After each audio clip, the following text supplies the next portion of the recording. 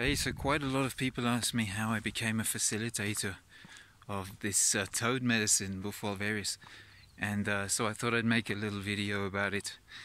It happened by itself, really. I didn't plan it at all. What happened is one day I discovered this medicine for myself. It changed a lot of things for me. It got me off alcohol to begin with, and then it made me realize all sorts of things. You can read more about that on my blog if you want. And then one day I was on my way to Peru to do a diet over there with the Shipibos, just 1 hour up the river from Pucallpa, and so I was gonna be there for two weeks to do ayahuasca. And on my way there, I had a connecting flight and a night over in Mexico City. So I decided it would be nice to do a bit of Bufo before I go there. So I seek out this guy. I find him. He was really nice, really patient, really cheap, and there was nobody doing medicine where I live here in Mexico, in this little colonial city where I am. So I told him about it, and he said, well, just find some people and I'll go if you want, get me a group together. So that's when I started organizing sessions here for him. At the beginning it was really difficult. We had very, very few people. I was even losing money organizing these things. But, I wasn't doing it for money, so to lose money wasn't such a big deal. I just wanted to make it happen. And so we did that, and then we eventually got more and more people. And well, I was never receiving any money from this. I was getting free medicine, so for me it was great. Not just because of that, but because I was getting to see all of these experiences, and I thought it was really interesting. And then little by little I started helping him out more and more during the sessions, and then after about a year and a half of doing that, I realized that I liked doing that quite a lot more than my job, which was working online, being in contact with nothing but a screen and a plastic keyboard. And so I went from one opposite to the other. I went from nothing to close physical contact with people and being there in the most emotional times of their lives, in life-changing experiences. And I thought that was pretty cool. And one day he called me up. I was on holiday abroad and I hadn't told him anything about it, and he called me up and he said, hey Jan, you want to do this, right? And I was like, I didn't even know what he was talking about. Like, do what? He said, do this, do what I'm doing. And I said, yeah, but how do you know? I hadn't told him anything. And then he said, it's time. It's like, I'm going to be doing this. I'm going to quit my job. I'm going to be doing this full time, and you can do it too. And that's when it really hit me that I really did like doing it, because I knew it was interesting, but at that point I'm not sure I'd really considered doing it professionally. I think it's when he asked me the question that I really asked myself the question, and that's when I sort of realized. So then a few months after that, my job ended at the same time as his without me doing anything, after well over 10 years for both of us.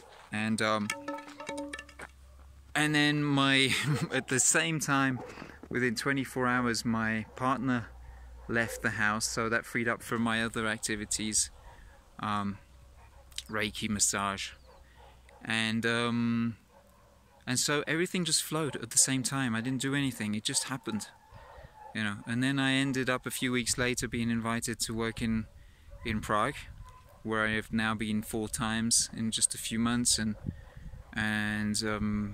I've seen a lot of people there, and it's just been an amazing ride, really amazing. So there you go. That's how I became a practitioner for Bufo Alvarius. And as to why, well, the first reason was, as I mentioned, because I liked doing that. I needed that contact. Being on in front of a computer all day for years is not very healthy, I think.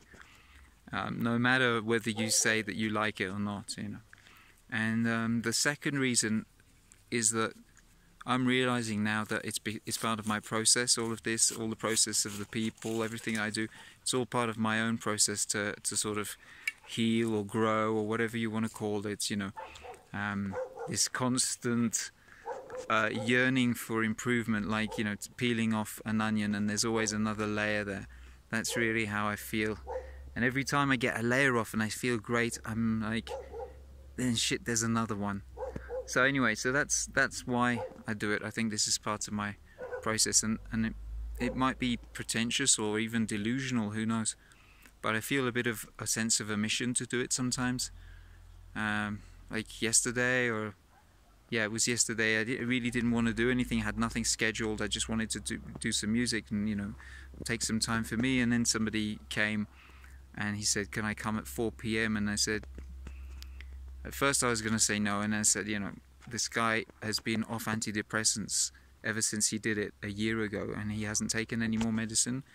And I'm like, wow, if he's calling me up now, he probably needs it, so I should, you know, I should give it to him. And I'm glad that we did it. You know, I didn't make any music yesterday, but I'm kind of glad that he did it. So this job definitely isn't for everybody, because if you look at it, it could be really tricky to have a normal or any kind of proper relationship with somebody, because you're away for months at a time, and you spend tens and tens of hours in airplanes and airports, and it can get really exhausting. And plus the sessions themselves can be exhausting. You know, the exorcism sessions, some of them I had, they've been really intense, really exhausting. I even got a fever from one of them. So it's kind of a crazy job. It really is. It's a crazy job, and I don't think it's for everybody. But I sort of feel really comfortable in this, and I like creating the environment for people to feel safe and to know that I'm not gonna, you know, I'm not gonna make fun of them. I'm not gonna harm them. I'm there just to take care of them and to create this safe environment for them to get in touch with their feelings, to open up, to cry, to scream, whatever. And that's it. You know, that's kind of what my job is, and that also again is part of my own process. You know, you can maybe hear it in my voice. Just talking about it makes me emotional. So I definitely got a lot to work on this. And maybe I need to create this environment for myself to get in touch with my own feelings, and for me to scream and for me to cry. I think there's a lot to do with that. So there, that's what I can tell you so far. And if you ask me the question why I'm doing this in 6 months or a year, it'll probably be quite different, or I'll have another layer of answers on there. There you go. Take care. Hope you're well. And if you have any questions about the medicine or whatever, then just put them in the comments. And if you want them to be private, then you can find my you can contact me through my blog. Just go there into the contact section and you'll find a way to get through to me. Alright, take care.